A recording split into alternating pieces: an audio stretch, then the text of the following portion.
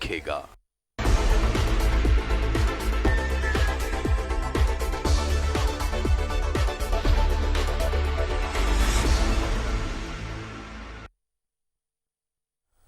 नमस्कार, न्यूज 11 भारत देख रहे हैं आप। आपके साथ मैं हूं अभिषेक भारती। बड़ी खुलासों की बात हो गई, बहुत खुलासे कर भी लिया हमने सोचा कि आज थोड़ी मुस्कान बांटी जाए।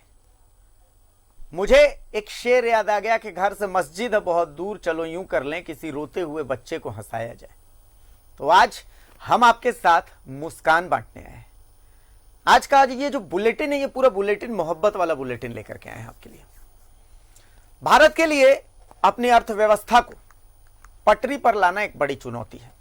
आप जहां जाएंगे वहां पर जीडीपी की बात होगी, बैंकों की बात होगी, तमाम तरीके की बातें होंगी। हमने सोचा कि अगर कुछ लोग कुछ नया कर रहे हैं तो उसे आपके सामने क्यों न लाया जाए, क्योंकि अर्थव्यवस्था में बैंकों का तो सबसे बड़ा हाथ होता है। आज हम आपको एक अनोखा बैंक दिखाने जा रहे हैं। झारखंड के वित्त मंत्री रामेश्वर उरांव साहब, ध्यान से देखिएगा इसे, और भारत के वित्त मंत्री निर्मला सीतारमण जी, आप तो और भी ज्यादा ध्यान से देखिएगा, क्योंकि यह बैंक बच्चों का बैंक है। बच्चे ही इस बैंक के सारे कर्मचारी हैं, यानी यहां मैनेजर भी बच्चे हैं, कैशियर भी बच्चे हैं, पैसा डालने वाला भी बच्चा है, पैसा निकालने वाला भी बच्चा है। और सबसे बड़ी बात है कि पैसे का कारोबार तो यहां होता ही है, साथ ही साथ बैंक खुशी भी बांट रहा है। आप सोच रहे होंगे भला ये कैसे है, तो इस बैंक ने कई चेहरों पर मुस्कान लाई है। आप इस खास बैंक को इस रिपोर्ट में देखिए, फिर आगे की बातचीत करते हैं। रिपोर्ट दिखाइए। ये बैंक बच्चों का बैंक है। यहां बच्चे ही मैनेजर हैं, बच्चे ही कैशियर हैं और बच्चे ही क्लर्क हैं। यहां पैसा भी जमा होता है, कर्ज भी मिलता है। दुनिया का सबसे हंसता खेलता बैंक। ये तस्वीरें जो आप देख रहे हैं, असल में सारे बच्चे वर्ल्ड बैंक से जुड़े हुए हैं और बैंक की एक बहुत महत्वपूर्ण बैठक चल रही है। रांची के जगन्नाथपुर स्लम बस्ती में ये बैंक है। बैंक का नाम है बाल विकास खजाना। इस बैंक में क्या क्या सुविधाएं हैं, समझिए इस बैंक की मैनेजर कम कैशियर मनीषा कुमारी से। मेरा नाम मनीषा कुमारी है और हम सीवीएम है और एक दिन गैपिंग कर करके बैंक खोलते हैं। और बच्चे लोग अगर 200 से ज़्यादा निकालते हैं तो इसके लिए पैसा एप्लीकेशन देना पड़ता है और जमा करते हैं तो उसके लिए भी। क्यों? क्योंकि ये बच्चे लोग का है ना, उससे अगर वो लोग क्या पता चोरी करके भी लेके आए होंगे तो इसी के लिए। या निकालेंगे तब मिसयूज करेंगे। हाँ। अच्छा ठीक है। तो खाता खोलने का क्या सिस्टम है? खाता 2 रुपए से खाता खुल जाता है। अच्छा, और अगर हमको लोन चाहिए तो कैसे मिलेगा? वो एप्लीकेशन देना पड़ता है, फिर हम लोग अपना बैठते हैं सबके साथ में, फिर बात कर देंगे। हाँ। फिर देना है कि नहीं देना है वो डिसाइड करते हैं। अब कैसे मिलता, मैंने कितना मिल सकता है एडवांस? 2000 से अगर ज़्यादा हो, अगर ज़्यादा इम्पोर्टेंट हो तो दे सकते हैं। दे सकते हैं। ठीक। बच्चे जो आते हैं अकाउंट में कितना परसेंट कितना माने जमा करने का क्या रेशियो है? 10, 20, 50 कितना लोग जमा करते हैं? कैसे कैसे? कभी कोई 1 रुपया जमा करता है, कभी 2। हाँ। बहुत कोई आते हैं, 10 से 15 कोई आते हैं बच्चे लोग। कितना घंटा खुलता है बैंक? 9 से 10 बजे खुलता है, 10:30। ये बैंक 2014 से चल रहा है और इसकी 4 ब्रांच है। इस बैंक में फिलहाल 400 बच्चों के खाते हैं। सबसे बड़ी बात ये कि छोटी सी कोशिश कैसे किसी की जिंदगी बदल सकती है, आप खुद सुनिए। 2014 से हम लोग का बैंक चलता है। उसके बाद जब लॉकडाउन हुआ था कोविड-19 में, तो घर का आमदनी कम हो, मतलब पूरा बंद हो गया था। काम पापा सबका, मम्मी सबका नहीं चल रहा था, तो घर का खर्चा सब नहीं हो रहा था। तो हम बैंक से एडवांस लिए थे 5000 रुपया और उससे दुकान खोले। अब धीरे धीरे एडवांस को चुकता कर रहे हैं। क्या बिजनेस खोले थे? सब्जी का दुकान और कुछ बना रहे थे। इस बैंक को बच्चों के लिए काम करने वाली स्वयंसेवी संस्था प्रतिज्ञा चलाती है। इस संस्था को जेपीएससी चेयरमैन अमिताभ चौधरी ने मंगलवार को ही 40 लाख रुपए का डोनेशन दिया था। संस्था बच्चों के इस बैंक के 4 ब्रांचों में जमा हुए पैसे को बैंक में जमा करती है और फिर मिलने वाले इंटरेस्ट को बच्चों तक पहुंचाती भी है। ये बैंक जो है ये हम प्रतिज्ञा संस्था 2013 से चला रही है और अलग अलग जगहों पर बच्चों के साथ मिलकर, और हमारे एक ब्रांच में तकरीबन 1.5 लाख रुपए तक सारे बच्चों ने मिलकर जमा किया है, जो खाताधारी बच्चे हैं बाल विकास खजाना में। और इसका जो मूल मकसद है बच्चों को लाइफ स्किल्स एजुकेशन और फाइनेंशियल एजुकेशन से जोड़ना। बचपन हर गम से बेगाना होता है। बचपन में ही इंसान को फिजूल खर्ची की आदत लगती है और फिर जिंदगी भर वो पैसे सेविंग नहीं कर पाता, सुख से जीवन यापन नहीं कर पाता। लेकिन इस चाइल्ड बैंक में जितने भी बच्चे ग्राहक हैं उन सब के अंदर सेंस ऑफ सिक्योरिटी है और इनमें से हर एक बच्चा अपनी फैमिली को सपोर्ट करने के लायक है। कैमरामैन दीपक के साथ मैं शहनवाज अख्तर, न्यूज़ 11 भारत, रांची। देखिए, इस खबर को ना मुस्कुराहट के साथ देखा जाना बहुत जरूरी है। खुलासे अमूमन हम रोज करते हैं, भ्रष्टाचार के खिलाफ जंग भी जारी रहेगी, ये तमाम चीजें होती रहेंगी। लेकिन ये बदलते झारखंड की तस्वीर है कि कैसे एक छोटी सी शुरुआत किसी की जिंदगी बदल सकती है। उन बच्चों के पास ही आज न्यूज़ 11 भारत मौजूद है। हमारे सहयोगी राजेश जी मौजूद हैं उन बच्चों के पास ही जो बच्चे इस बैंक में काम करते हैं और जो बच्चे इस बैंक से फायदा उठा चुके हैं। सब लोग वहां मौजूद हैं। बदलते झारखंड की ये तस्वीर हम आपको दिखा रहे हैं। ये खुशनुमा तस्वीर है। खुशनुमा तस्वीर ऐसे है कि ये बदलता झारखंड ये जो है, ये जो बच्चे हैं किस तरीके से आने वाले समय में झारखंड को आगे लेके जाएंगे। देखिए इसे और मुस्कुराहट के साथ देखिए और हो सके तो इनकी हौसला अफजाई कीजिए।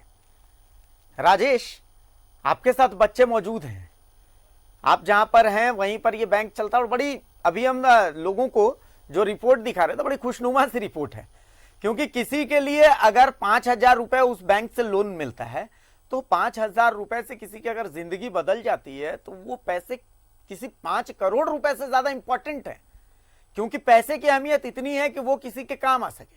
और ये 500 रुपए, ये 5,000 रुपए, ये 50 रुपए लोगों के काम आ रहे हैं और साथ में बच्चों का जो अफेक्शन है, बच्चों का जो प्यार है वो तो है ही है। आपके आसपास जो बच्चे मौजूद हैं उनसे आप बातचीत करें। राजेश, ये आइडिया आया कहां से, किस तरीके से वो करते हैं ये काम?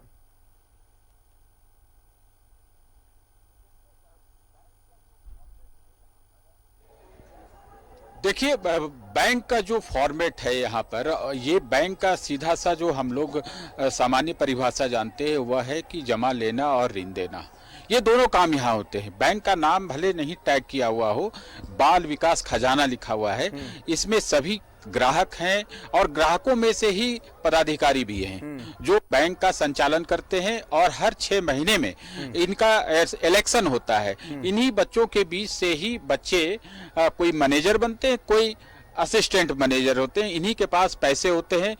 हम दिखाना चाहेंगे यहाँ पर जितने बच्चे हैं, वैसे तो हमारी जानकारी में 400-450 बच्चे हैं इस बैंक के सदस्य। यहाँ पर जितने भी बच्चे उपलब्ध हैं, कुछ गार्जियंस भी हैं। ये देखिए, ये इनमें एक प्रवृत्ति डेवलप की है जो बहुत ही महत्वपूर्ण और बहुत ही आकर्षक है। वो इसलिए प्रेरणादायी भी कहलाएगी क्योंकि इन लोगों के जो व्यवहार हैं वो जरूर लोगों को आकर्षित करेंगे कि इन लोगों में एक एटीट्यूड कहें या फिर एक हैबिट डेवलप हुई है कि ये बचत के प्रति बहुत ही अच्छी सोच रखते हैं और बचत करना जानते हैं।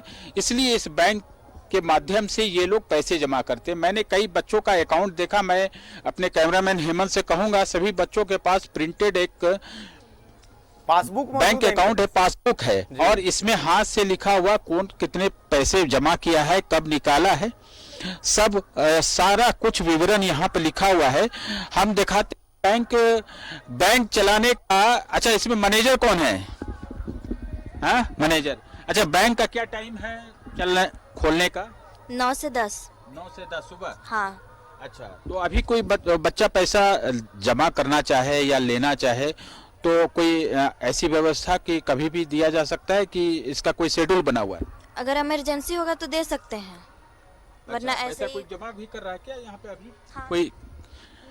हाँ, ये पैसा देखिए, एक बच्ची है, ये पैसा जमा करने आई है और ये हम लाइव तस्वीर दिखा रहे हैं अपने दर्शकों को कि ये मैनेजर हैं, जो कैशियर भी ये मैनेजर हैं और एक बगल में इनकी असिस्टेंट मैनेजर हैं। 2 लोगों की टीम है। यह हर 6 महीने पर इनका इलेक्शन होता है और इन्हीं बच्चों में से जो बैंक के ग्राहक भी हैं उन्हीं में से इनका चयन होता है और सर्वसम्मति से इनका चयन होता है। जो सक्षम हो लिखने पढ़ने में, जो समझने में है, उन्हीं को ये जिम्मेवारी दी जाती है। तो देखिए ये पैसा जमा कर रही है। कितना पैसा जमा कर रही हो बाबू? 50 रुपये।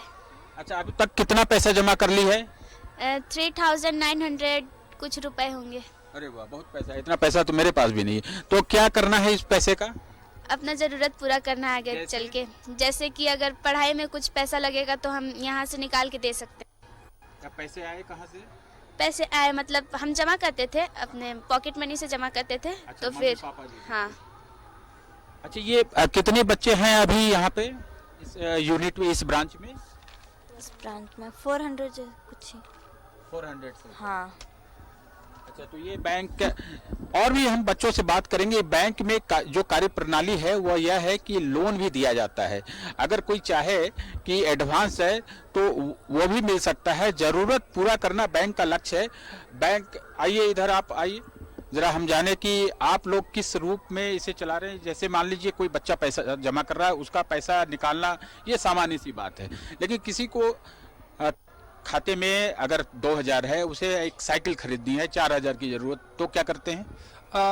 सबसे पहले तो ये बैंक नहीं है, मैं आपको, ये बेसिकली एक खजाना है जिसमें हम बच्चों को सेविंग्स या बचत करना सिखाते हैं। उसके साथ साथ जो WHO ने हमें बताया है कि लाइफ स्किल हमारे लिए कितनी ज़रूरी है, तो हम बच्चों को लाइफ स्किल सिखाते हैं। अगर किसी बच्चे को 2000 निकालना है तो बच्चों ने खुद, सभी बच्चे मिलके ग्राउंड रूल बनाते हैं, नियम बनाते हैं कि वो बैंक का संचालन या खजाना का संचालन कैसे करेंगे। तो इस ब्रांच में, अभी आप जिस ब्रांच में आए हैं, वहाँ के बच्चों ने ये डिसाइड किया है कि अगर किसी बच्चे को 200 रुपये से ज़्यादा जमा करना हो या निकालना हो तो उनको एक प्रॉपर एप्लीकेशन देना होगा जिसमें माता पिता का हस्ताक्षर हो कि हाँ, उस बच्चे को ये पैसे की ज़रूरत है और वो बच्चा सही उसका इस्तेमाल करेगा। क्योंकि हम जिस एरिया में काम करते हैं, कभी कभी बच्चे चोरी करके या कोई चंचल होते हैं बच्चे, हाँ, गलत माध्यम से, क्योंकि बच्चे चंचल होते हैं तो वो गलत माध्यम से पैसे लाते हैं और उनका मिसयूज कर सकते हैं।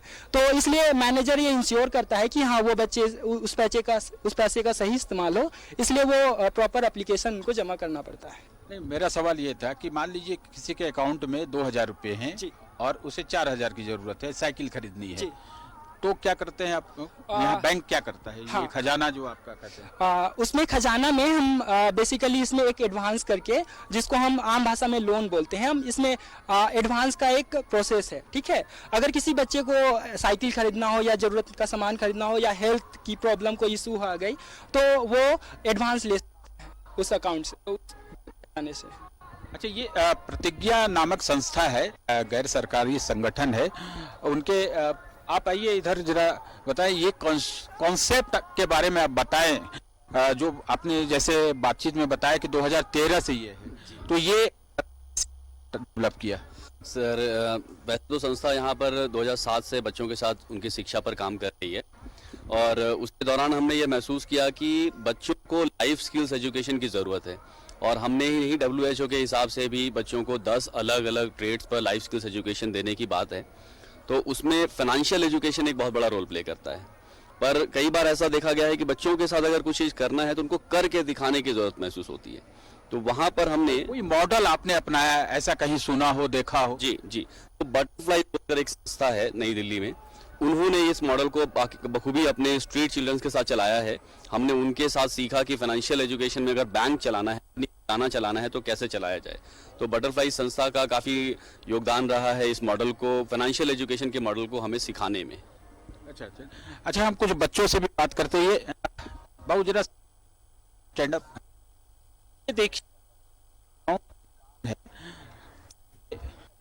हम अपने कैमरामैन से कहेंगे तारीख है, कितना पैसा जमा हुआ है, डिपॉजिट लिखा हुआ है, बच्चों ने अपने से लिखा है, जो यहाँ के मैनेजर, असिस्टेंट मैनेजर हैं जिन्हें ये इस खजाना को या जो भी बैंक कहा जाए उसे चलाने की जवाबदेही मिली है। देखिए, डिपॉजिट 5 रुपये, तो ये 5 रुपये हुए, फिर डिपॉजिट हुआ ये 20 रुपये तो 25 रुपये हो गए, जो अकाउंट्स में आमतौर पर आप देखें कि बैंक हो, पोस्ट ऑफिस हो, इसी तरह से जमा करके उसके डिटेल्स लिए जाते हैं। और बगल में देखिए सिग्नेचर हैं, जो अथॉरिटी है यानी बैंक मैनेजर हो या असिस्टेंट मैनेजर, उनका सिग्नेचर है बाकायदा। तुमने कभी पैसा निकाला है? हाँ, कहाँ से लाती हो पैसा? मम्मी सब या कहीं पापा सब या कहीं अथी से लाते हैं। मतलब वो देते हैं खर्च करने के लिए, उसी को जमा करना है। हाँ, अच्छा, क्या करना है इतने पैसे जमा करके? कभी कभी जरूरी काम होता है या कभी जरूरत पड़ी है पैसे की? कुछ खरीदा है ऐसा? नहीं। अभी तक नहीं किया है। कितने पैसे हैं तुम्हारे अकाउंट में अभी तक? 3,400 इसमें जमा करते जाना है। और ये छोटी बच्ची है इधर, कहाँ से लाती हो पैसा तुम? मम्मी देती है। मम्मी किस लिए देती है? बैंक में जमा करने के लिए, खाने के लिए? बैंक में जमा करने के लिए। अच्छा, खाती पीती नहीं हो? खाती। जो टॉफी है या बिस्किट है, हाँ? क्या खाते करती हैं। यानी तुम अपना जो शौक है उसको ना करके इसे बचत को कहता है प्रेफर करती हो ना? क्या करोगी इतने पैसे का? पता है बहुत पैसा है। अगर कुछ जरूरत पड़ता है तो फिर निकाल। जरूरत पड़ती है? कभी कोई जरूरत पड़ी? नहीं पड़ी। तो देखिए यहाँ कितने समृद्ध बच्चे हैं। शायद ये प्रवृत्ति ने, ये हैबिट ने इन्हें समृद्ध बनाया है। स्लम एरिया के बच्चे हैं, इनके अकाउंट में 4-5 हजार रुपये तक हैं जमा, और गार्जियन जो इन्हें पॉकेट मनी के तौर पे देते हैं उसको ये खर्च ना कर, भले एक बच्चे की हैबिट होती है कि वो राजेश टॉफी जी, खरीदे, बिस्किट राजेश खरीदे जी, या खिलौने खरीदे, लेकिन वहाँ ये कई डेवलप वहाँ कई अभिभावक भी नजर आ रहे हैं, और ऐसे भी कई अभिभावक होंगे जिनकी जिंदगी बदली है। जैसे एक बच्ची अभी बता रही थी कि लॉकडाउन के दौरान उसके पिताजी की नौकरी चली गई, उसने इस बैंक से 5,000 रुपए निकाले, लोन लिया, पिता के लिए एक छोटी सी दुकान करवाई, और कम से कम लॉकडाउन का वक्त उनका ठीक से गुजर गया। तो ये भले सुनने में बड़ा छोटा सा बदलाव लग रहा है, लेकिन ऐसे कई बड़े बड़े बदलाव वहां पर अभिभावकों की जिंदगी में हुए। क्या ऐसे कोई अभिभावक हैं जो अपनी कोई एक्सपीरियंस शेयर करना चाहते हो?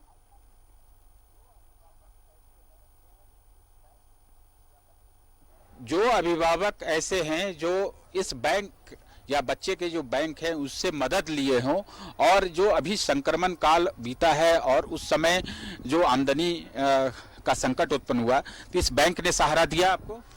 हाँ, सहारा दिया कैसे है लिया हमको। आपने? हमने एप्लीकेशन लिख के 5,000 रुपया लिए थे। 5,000 रुपया लोन के रूप में लिया? नहीं, लोन के रूप में नहीं। नहीं, जो बच्चे ने जमा किया तो उसी से निकाला? हाँ, उसी से निकाले हैं। क्या किया पैसे का? पैसे से हमने बिजनेस करने के लिए लिए हैं 5,000 रुपया। अच्छा, बिजनेस चल रहा है आपका? बिजनेस चल रहा है। ये कितना बड़ा सहारा साबित हुआ आपके लिए? ये हम लोग के लिए बहुत बड़ा सहारा है। बहुत बड़ा सहारा। हाँ, बहुत बड़ा सहारा है। छोटे-छोटे पैसे जमा हाँ, करके छोटे-छोटे बूंद-बूंद से घड़ा भर गया है। आपके भी बच्चे हैं यहाँ? अच्छा, ये बच्चे को कैसे डेवलप किया आपने कि हाँ पैसा जमा करो? यहाँ पे सोमनाथ बच्चे ने भैया कहा आपको कि ऐसा ऐसा खुला है, हमें पैसा चाहिए, पहले या तो आपने कहा उन्हें प्रेरित किया? पहले तो हम सुने थे बच्चे के साथ तरफ से कि यहाँ प्रतिज्ञा खुला है तो आपने बच्चे को करवाइएगा कह के, तो हमने सोचा कि यहाँ 2 रुपये चाहे 1 रुपये जो भी जमा होगा उसको तो हम रखने चाहते हैं और जमा करने सकते हैं। अच्छा, तो आपके बच्चे कब से जमा कर रहे हैं? मेरा बच्चा 9 साल का था, उसी समय जमा कर रहे हैं। आज कितने साल का हो गया है? आज 11 साल का हो गया तो पैसे तो अच्छे हो गए होंगे उसके अकाउंट में? हाँ। आपने कभी निकाला भी है अभी तो नहीं जरूरत अपनी जरूरत के लिए? अभी जरूरत नहीं पड़ा था तो हम नहीं निकाले हैं एक भी, उसी में छोड़। तो देखिए ये गार्जियन है, गार्जियन का भी समर्पण और समर्थन दोनों है कि बच्चों को इन लोगों ने एक तरह से पॉकेट मनी के ही तौर पे जरूर, लेकिन इन्हें पैसे दिए ताकि ये बैंक में जमा कर पाए और भविष्य में एक पूंजी का निर्माण हो पाए और उसका सदुपयोग हो। छोटे छोटे पैसे जमा करके इनके पास अच्छी रकम हो गई है, और इस रकम से ये कुछ जरूरत का, मान लीजिए कोई बड़ा खिलौना खरीदना हो या स्कूल जाने के लिए साइकिल खरीदनी हो, तो ये खरीद सकते हैं। बिल्कुल। तुम्हारे पास कितने हैं पैसे अकाउंट में? पता है कितना? 39। हाँ? 39 3900? नहीं, तो ओनली 39 है। अच्छा अच्छा। और ये बताओ सबसे ज्यादा पैसा किसके पास है मैनेजर को पता होगा। नहीं, किसके पास है? अच्छा, कितना पैसा है मैक्सिमम? सबसे समृद्ध ग्राहक कौन है इस बैंक का? अंकित है, 400 से आगे ही है उसका, 4000 आने के, सॉरी। अच्छा, 4000। अच्छा, यहाँ सेवा देना है तो कुछ वेतन भी मिलता है या ऐसे सहयोग के रूप में कुछ मिलता है तुम्हें? हमको नहीं, हमको ये बस ये मिलता है कि क्या कैसे काउंट करना है, कैसे मतलब हम लोग सीखते हैं एक्सपीरियंस इससे। मिलता है, एक्सपीरियंस। क्या सीखती हो? अच्छा, ये पूरी प्रक्रिया से क्या सीख मिलती है?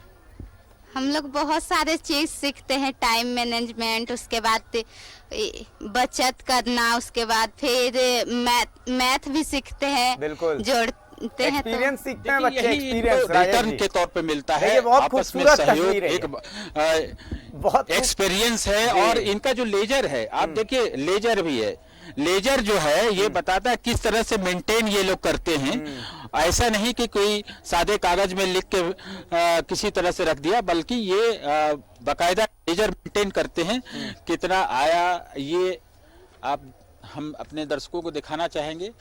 ये सब है, रजिस्ट्रेशन नंबर है। यहाँ चूंकि ये जगन्नाथपुर स्लम एरिया है, यहाँ पर का कोड है JSB, उसी नाम से इनके अकाउंट्स नंबर भी होते हैं। देखिए बाकायदा लेजर है और एक एक का सब अलग अलग पन्ना है, यानी उनके जो एक एक फोलियो हैं उसमें से सारी डिटेल्स हैं। किसने पाया, ये क्या है रिजर्व, किसने लिखा, क्या कारण से।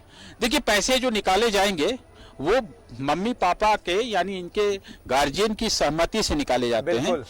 अब जरूरत जैसी हो, गार्जियन तो बेहतर जानते होंगे, और जो आवश्यकता है गार्जियन से सहमति के बाद। बिल्कुल प्रेरणादायी तस्वीर है और ये अनुकरणीय है। इससे बड़ों को भी सीख मिलती है कि छोटी छोटी बचत से कितना बड़ा काम किया जा सकता है। सही बात है अभिषेक जी, बिल्कुल। तो बहुत खूबसूरत तस्वीरें। राजेश, बहुत शुक्रिया आपका इन खूबसूरत तस्वीरों को दर्शकों तक पहुंचाने के लिए। ऐसी तस्वीरें अमूमन अगर देखने को मिले हर जगह, छोटी छोटी जगहों पर, तो एक बड़ा बदलाव ऐसी छोटी छोटी चीजों से ही आता है। मुझे याद आता है कि जब मैं छोटा था, स्कूल में पढ़ने को जाता था और मेरे पास फीस नहीं होती थी भरने के लिए, तो उस वक्त अगर ऐसी कोई शुरुआत रहती हमारे पास, तो शायद उस वक्त जो परेशानियों का सामना हमें करना पड़ता था वो परेशानियों का सामना नहीं करना पड़ता। शायद हम बचत करके, एक बुरी आदत जो हमारे अंदर थी कि हम बचपन से बचत नहीं करते, अगर ऐसे बच्चे हमारे साथ होते, ऐसी कोई शुरुआत हमें मिलती, तो हम भी बचत कर सकते थे। बहुत ही अनुकरणीय तस्वीरें, और सबसे बड़ी बात कि इसे देखना चाहिए। ये एक ऐसा मॉडल है जिस मॉडल पर थोड़ी रिसर्च की जरूरत है, और इन बच्चों को अगर मदद मिले, ये मॉडल अगर और बढ़ाया जाए, तो हर छोटे छोटे मोहल्ले में बच्चों का एक ऐसा छोटा छोटा बैंक बन सकता है जहां पर मुस्कुराहट बांटी जा सकती है। बहुत शुक्रिया राजेश आपका इस तमाम जानकारी के लिए, इस तमाम तस्वीरों के लिए, मुस्कुराहट भरी तस्वीरों के लिए।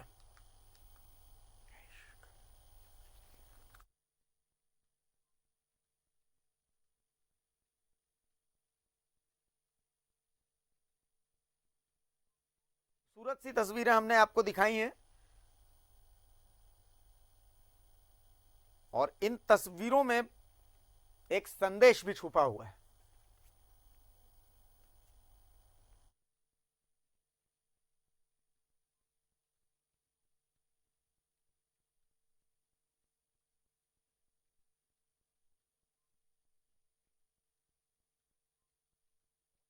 तस्वीरें दिखाई, और आज बात सिर्फ मुस्कुराहट की हो रही है, क्योंकि मुस्कुराहट बहुत जरूरी है। इश्क, मोहब्बत, प्यार, ये तीन शायद सबसे खूबसूरत शब्द है, लेकिन इन शब्दों से जो तस्वीर तैयार होती है वो खूबसूरत हो ऐसा कोई जरूरी नहीं है। हाँ, ये जरूर है कि अगर आपका दिल खूबसूरत है तो फिर हर तस्वीर खूबसूरत नजर आएगी। अब हम जो आपको दिखाएंगे वो प्यार की सच्ची तस्वीर है। अब वो तस्वीर खूबसूरत है या फिर वो तस्वीर बदसूरत है, ये तो आपको तय करना है। आप किस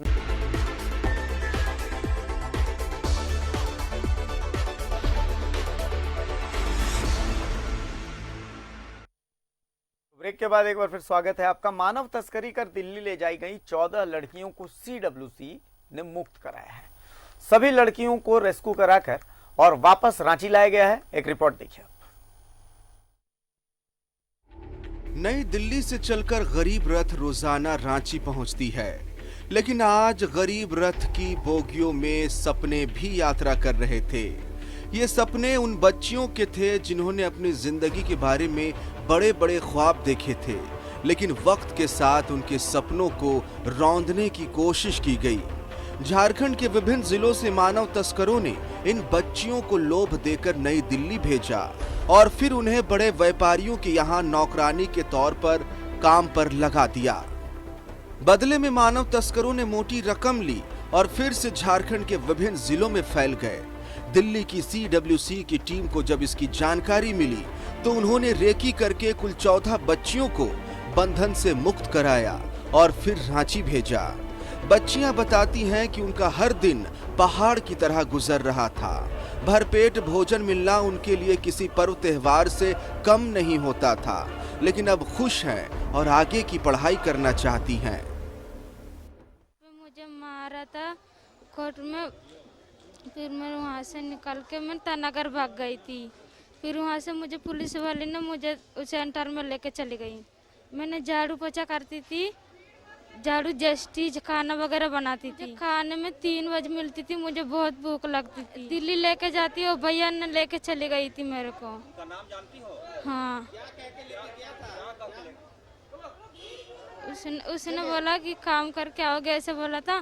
फिर मैंने काम करने चली गई थी। फिर उसके बाद मुझे कोर्ट में लेके चली गई थी काम करने। वहाँ कितना दिन रहे दिल्ली में? दिल्ली में मुझे दिल्ली में 1.5 साल हो गया। मानव तस्करी के माध्यम से बड़े महानगरों में भेजी जा रही बच्चियों की यह कहानी यहीं खत्म नहीं हो जाती। CWC की टीम को यह जानकारी मिली है कि दिल्ली में अब भी हर 7 घर में एक घर ऐसा है जहां झारखंड की एक बच्ची किसी न किसी रूप से प्रताड़ित की जा रही है। ऐसी बच्चियों को भी झारखंड लाने की कोशिश हो रही है।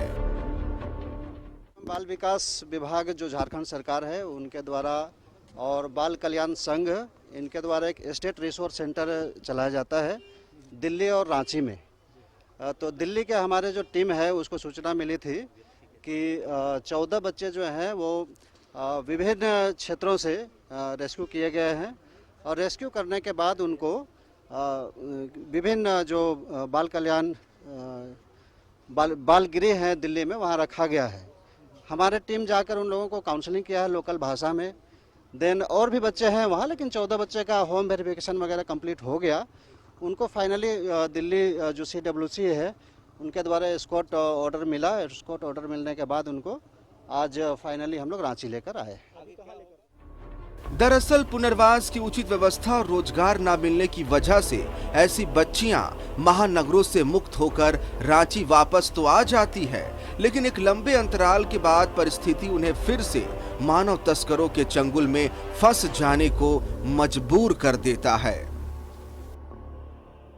बच्चियां दिल्ली से आज रांची आई, ऐसी बच्चियां थी जिन्होंने आगे बढ़ने का सपना देखा था, लेकिन कुछ दलालों ने इनके सपनों को तोड़ दिया। एक बार फिर से सपना देखने के लिए एक रांची आई हैं। उम्मीद की जानी चाहिए कि जिन सपनों के साथ ये बच्चियां बड़ी हो रही हैं, ईश्वर उनके सपने जरूर पूरा करें। कैमरामैन अरविंद के साथ अजय लाल, न्यूज 11 रांची। और अतिक्रमण पर अब बात होगी धनबाद में। अतिक्रमण धनबाद के राजकीय पॉलिटेक्निक की जमीन से अतिक्रमण अब हटेगा। आम घाट की करोड़ों की जमीन का सीमांकन होगा। म्यूटेशन निबंधन करने वाले अधिकारियों और कर्मचारियों पर भी कार्रवाई होगी। आम घाट मौजा में अवैध जमाबंदी करने वाले सीओ और कर्मचारी पर गाज गिराने की भी तैयारी हो चुकी है और खुद धनबाद के उपायुक्त मॉनिटरिंग में जुट गए हैं। इसे लेकर के उन्होंने एक बैठक भी की है। ये रिपोर्ट देखिए। धनबाद समाहरणालय में आज डीसी उमाशंकर सिंह के नेतृत्व में राजकीय पॉलिटेक्निक कॉलेज प्रशासन के पदाधिकारी, एसटीओ और अंचलाधिकारी के साथ संयुक्त बैठक की गई। बैठक राज्य के उच्च शिक्षा विभाग के सचिव शैलेश सिंह की उस चिट्ठी के बाद बुलाई गई, जिसमें सचिव के द्वारा ये आशंका जताई गई है कि कि राजकीय पॉलिटेक्निक कॉलेज की कुल 76 एकड़ जमीन में कुछ अतिक्रमणकारियों द्वारा कब्जा कर लिया गया है। इस दौरान उपस्थित एसडीओ और सीओ को निर्देश देते हुए डीसी ने अगले 10 दिनों में जमीन की मापी कराकर अतिक्रमणकारियों को चिन्हित कर उनके खिलाफ कार्रवाई करने को कहा। डीसी ने कहा कि सरकारी जमीन, खासकर वैसी जमीन जो सरकारी संस्थान के अंतर्गत है, उसका किसी भी प्रकार अतिक्रमण नहीं होना चाहिए। साथ ही उन्होंने सीओ से अगले 10 से 15 दिनों में मिशन मोड के तहत अभियान चलाकर अतिक्रमण मुक्त कराने का भी निर्देश दिया। तो अभी के हमारे रिकॉर्ड के हिसाब से लगभग 76 एकड़ ज़मीन दिख रही है राजकीय पॉलिटेक्निक कॉलेज के नाम से। तो हम लोगों ने सीओ और एसडीओ को निर्देश दिया है कि कॉलेज प्रशासन के साथ मिलकर अगले 10 दिनों के अंदर पूरे ज़मीन की मापी करेंगे। मापी करने के बाद अगर कहीं अतिक्रमण पाया जाता है तो उसको चिन्हित करेंगे। जिला प्रशासन धनबाद अंचल अंतर्गत आमाघाटा की करोड़ों की सरकारी जमीन को पूरी तरह मुक्त कराने और इस मामले में किसी भी तरह की लीपापोती न हो, इसके लिए भी पूरी तरह से तैयारी कर ली है। इसी के तहत आमाघाटा मौजा की गैर मजरूआ जमीन की मापी एडीएम विधि व्यवस्था चंदन कुमार की देखरेख में कराएगी। साथ ही फर्जी दस्तावेजों के आधार पर जमीन लैंड अपने कब्जे में लेने वालों के साथ साथ उसकी जमाबंदी करने वाले तत्कालीन अंचलाधिकारियों और राजस्व कर्मियों के खिलाफ भी कानूनी कार्रवाई की जाएगी। जिला प्रशासन ने ये निर्णय लिया है कि हम सिर्फ जमाबंदी रद्द करके नहीं छोड़ेंगे, बल्कि इस पूरे नेक्सस में जो लोग शामिल हैं, जो राजस्व कर्मचारी हैं, जो अंचल अधिकारी हैं, भूमाफिया हैं, उनको चिन्हित किया जाएगा और उनके विरुद्ध कानूनी कार्रवाई करने के लिए हम लोग आगे बढ़ेंगे। अंचल अधिकारी या राजस्व कर्मचारी जिसके समय ये काम हुए, जमाबंदी खुली, उसकी पूरी जवाबदेही बनती थी कि इस चीज को रोका जाए। अगर वो रोकने में असफल हुए तो किस कारण से असफल हुए, उनके विरुद्ध कार्रवाई होनी चाहिए। बहरहाल सरकारी जमीन पर कब्जा करने वाले दबंगों के खिलाफ जिला प्रशासन के इस अभियान के बाद शायद वैसे लोगों में प्रशासन का डर बैठ जाएगा जो बेधड़क सरकारी जमीन पर दखल करते हैं। लेकिन इस नेक्सस में शामिल अधिकारियों पर जब तक कठोर कार्रवाई नहीं होगी, तब तक शायद ही ऐसे कामों पर रोक लग पाए। अब देखने वाली बात ये होगी कि इसमें धनबाद का जिला प्रशासन कब तक सफल हो पाता है। न्यूज़ 11 भारत के लिए धनबाद से अरुण बर्नवाल की रिपोर्ट। और सीधा रुख करते हैं धनबाद का। सहयोगी अरुण बर्नवाल हमारे साथ जुड़े हुए हैं। अरुण, देखिए, ये एक अच्छी कोशिश है, अच्छी शुरुआत है। अगर उपायुक्त ने बैठक लेकर के और सख्त निर्देश दिया है, एकदम साफ शब्दों में कहा है कि भाई कार्रवाई होगी और एकदम निश्चित होगी, जो एटीट्यूड दिख रहा है उपायुक्त का, तो ऐसा साफ लग रहा है कि जहां जहां से जिस स्तर पर गड़बड़ी हुई है वो उस गड़बड़ी को सामने ला करके और सख्त एक्शन लेंगे। अरुण, देखिए अभिषेक, कहें तो जो हम लोगों ने जो अभियान चलाया, न्यूज़ 11 भारत ने जो अवैध सरकारी ज़मीनों पर जो कब्जे का खेल का जो हम लोगों ने अभियान चलाया, उसका धनबाद में भी असर दिखने लगा है। और यहाँ एक बहुत ही मज़े की बात है, जो अभी तक तो धनबाद अंचल का जो आमाघाटा था, जो करोड़ों की ज़मीन है, जो प्रस्तावित जो 8 लेन है, जिसको पूर्ववर्ती सरकार ने स्वीकृति प्रदान किया था और अब राज्य सरकार ने, वर्तमान सरकार ने भी उसको स्वीकृति दे दी है, उसके किनारे की सरकारी ज़मीन उसको लोगों ने कहें तो अवैध दस्तावेज के माध्यम से उसको अपने कब्जे में कर लिया था और सिर्फ एग्रीमेंट के तहत लोगों को बेचने का काम कर रहे थे। तो इसमें छोटे तबके के लोग थे, जिसका खुलासा पिछले दिन होने के बाद जिला प्रशासन ने ताबड़तोड़ वहां पर अतिक्रमण हटाओ अभियान चलाया था और जमीन को अपने कब्जे में कर लिया था और ऐसे तमाम जो जमीन है उसकी मापी का निर्देश दिया और अगले 15 दिनों में उस पर कार्रवाई भी होनी है। और आज जहां तक डीसी ने जहां हम लोगों से बात की और उसमें स्पष्ट रूप से कहा है कि इसमें जो नेक्सस को तोड़ने का प्रयास किया जाएगा और उसके तहत अगर कोई तत्कालीन जो अंचलाधिकारी होंगे या राजस्व कर्मी होंगे उनके खिलाफ भी कार्रवाई होगी। लेकिन हम आज जो बात कर रहे हैं वो राजकीय पॉलिटेक्निक की जमीन की बात है, जो राज्य के उच्च शिक्षा सचिव शैलेश सिंह की चिट्ठी जब आई जिला प्रशासन को, तब जिला प्रशासन का कान खड़का, क्योंकि यहाँ 76 एकड़ में फैला हुआ है राजकीय पॉलिटेक्निक, लेकिन इसका बहुत सारा भाग जो किनारे पड़ा हुआ है उसको लोगों ने अपने कब्जे में कर लिया है, अतिक्रमण कर लिया और वहाँ घर वगैरह बना के रह रहे हैं। तो अब इस चिट्ठी के बाद जिला प्रशासन रेस हुआ है और आज ही आनन फानन में एक मीटिंग कॉल की गई जिसमें धनबाद के सीईओ, एसडीओ और ये जो राजकीय पॉलिटेक्निक है उसके प्राध्यापकों या प्रबंधन के जो सदस्य हैं उनको बुलाया गया था और उनके साथ एक संयुक्त बैठक करके पहले तो ये दिशा निर्देश दिया गया कि पहले जो इन 10 दिनों में पूरे जमीन को चिन्हित करने का काम सीईओ के जिम्मे किया गया है और ये निर्देश दिया गया है डीसी के द्वारा कि ऐसे जो तमाम जो अतिक्रमित हैं जगह उसको चिन्हित करें और उनको जो अतिक्रमणकारी हैं उनको नोटिस दें और उसके बाद अगले 15 दिनों में पूरी तरह से इस अतिक्रमण को साफ करने का निर्देश दिया और अतिक्रमण मुक्त कराते हुए पूरा जो परिसर है वो राजकीय पॉलिटेक्निक के अधीन करने का निर्देश दिया।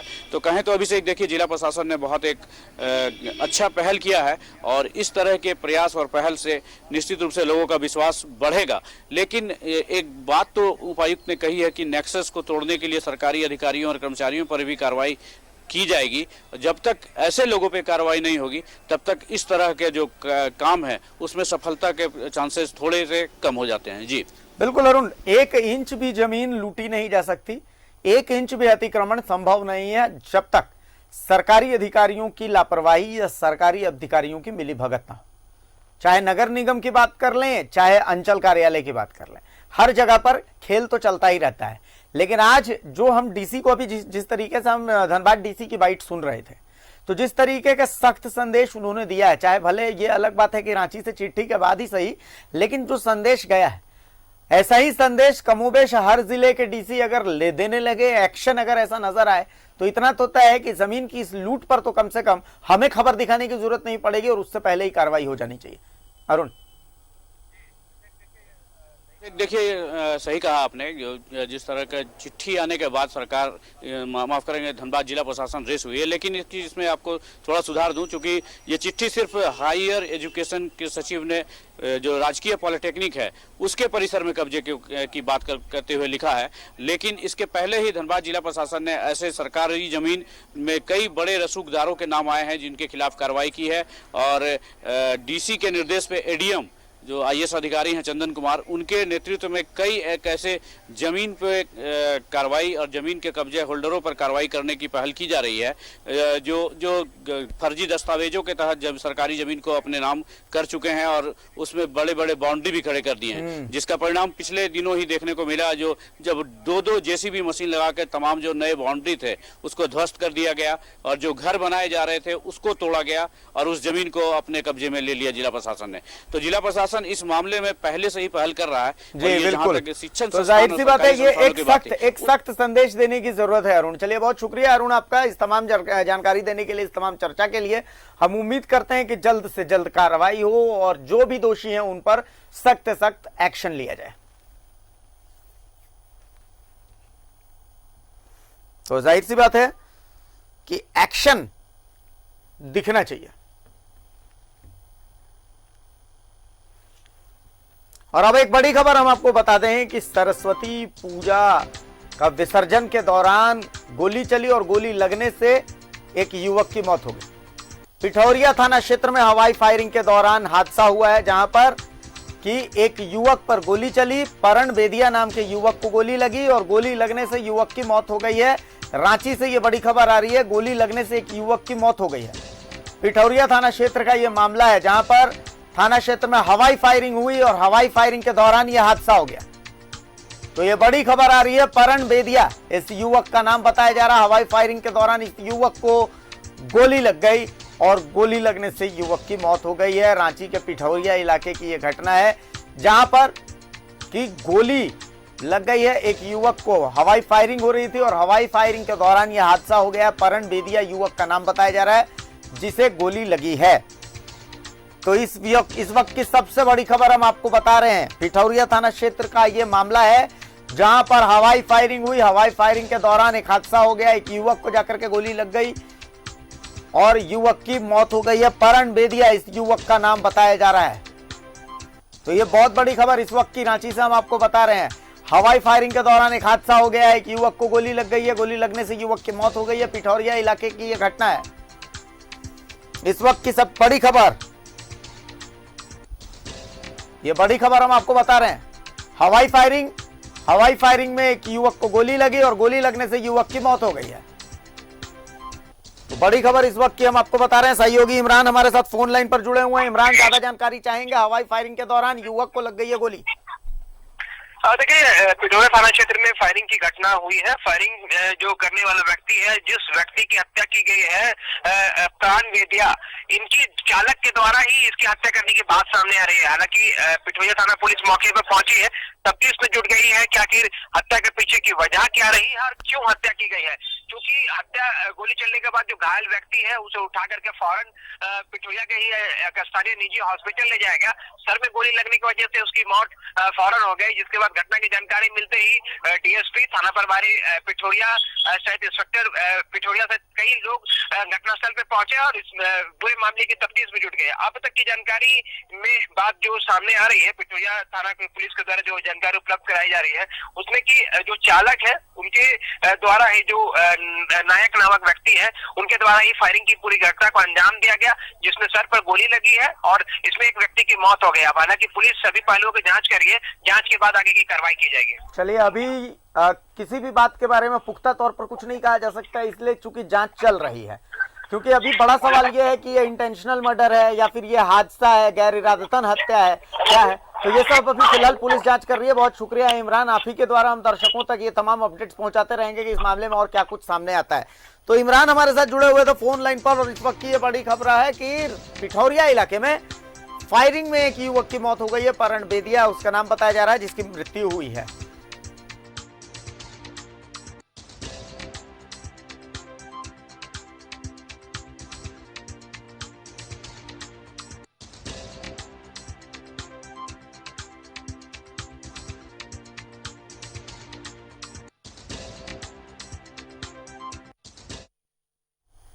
शहादत बड़े नसीब से मिलती है किसी को शहादत, और वतन पर शहादत से बड़ा सम्मान तो दुनिया में कुछ हो ही नहीं सकता। गुमला के दुलेश्वर को वही सम्मान मिला।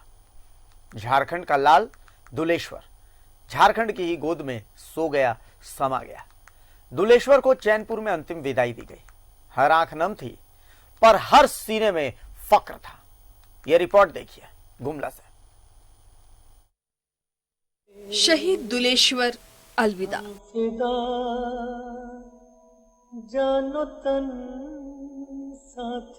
देख लो नक्सलियों,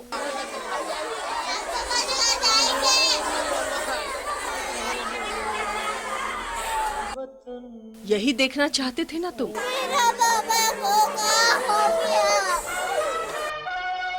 देखो, जवान का परिवार रो रहा है।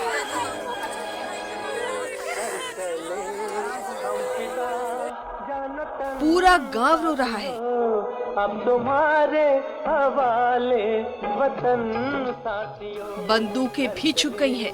हम फिदा जानो तन साथियों, अब तुम्हारे। लेकिन नक्सलियों, तुम्हारा मंसूबा बेकार हो गया। सांस थमती गई, नब्ज जमती गई, फिर भी झारखंड की मिट्टी का बच्चा मिट्टी में ही मिल गया।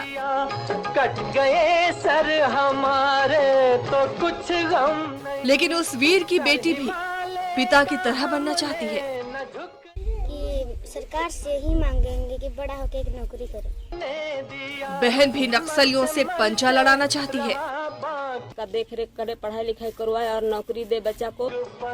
वो वीर धरती का लाल था, धरती में ही समा गया। के लिए मेरा पति तो छोड़ के गए, दुनिया में नहीं है। तो और सरकार से भी आप क्या मांग रखिएगा अपना बच्चा के परवरिश के लिए? सरकार जानेंगे, क्या देते हैं। लेकिन बच्चों की आंखें तुमसे सवाल पूछ रही हैं। बहुत मांगते थे।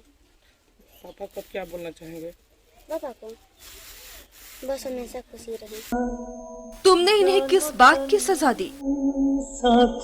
इनका गुनाह क्या था? जवाब तुम्हारे पास नहीं है। जवाब तुम्हारे पास कभी नहीं होगा। अलविदा दुलेश्वर, आप हमारे दिल में हमेशा रहेंगे। जय हिंद। गुमला के चैनपुर से न्यूज़ 11 भारत के लिए अभिषेक केसरी की रिपोर्ट। और रांची का प्रोजेक्ट भवन वो जगह है जिससे पूरा झारखंड चलता है। मुख्यमंत्री वहां बैठते हैं, मुख्य सचिव का कार्यालय है वहां पर, तमाम विभागों के सचिव वहां पर बैठते हैं। लेकिन प्रोजेक्ट भवन में एक बिल्ली मौसी है, वो सबकी मौसी है। बिल्ली मौसी के रहने के लिए बाकायदा एक छोटा सा वहां पर घर भी बनाया गया है।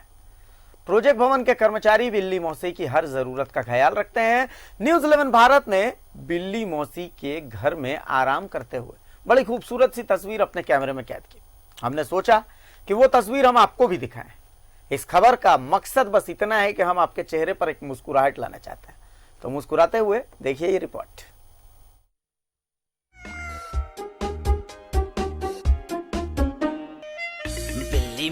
बिल्ली मौसी कहो कहाँ से आई हो, कितने चूहे मारे तुमने, कितने खाके आई हो। क्या बताऊं चिंकी बहन, आज नहीं कुछ पेट भरा, 2 ही चूहा खाया मैंने वो भी बिल्कुल सड़ा हुआ, 2 ही चूहा खाया मैंने वो भी बिल्कुल सड़ा हुआ। बिल्ली मौसी प्रोजेक्ट भवन से आई है। जी हाँ, बिल्ली मौसी का घर यही है, प्रोजेक्ट भवन में। ये वही प्रोजेक्ट भवन है जहां से पूरा झारखंड चलता है। उसी प्रोजेक्ट भवन में एक बिल्ली का घर भी है। देखिए, बाकायदा लिख कर रखा गया है कि ये घर बिल्ली का है, इसे न हटाएं। यहीं पर बिल्ली मौसी के लिए खाने पीने का इंतजाम रहता है।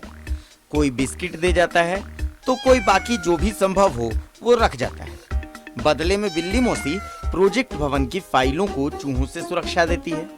ये जरूरी भी है, वरना इस झारखंड में तो पूरा पुल चूहे कुतर जाते हैं। खैर, ये तस्वीरें खूबसूरत हैं। इस हल्की फुल्की तस्वीर का बस इतना मकसद है कि आप देखिए, जो अधिकारी प्रोजेक्ट भवन में काम करते हैं वो भी तो इंसान ही हैं। उनके सीने में भी दिल है।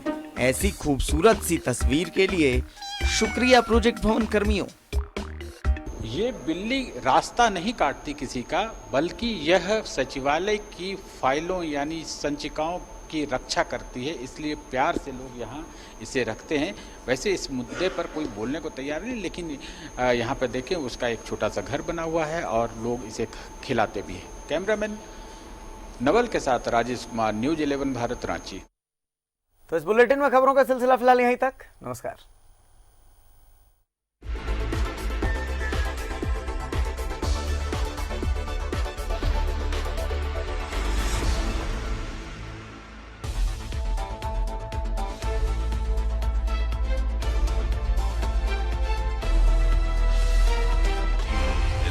सच है तो दिखेगा।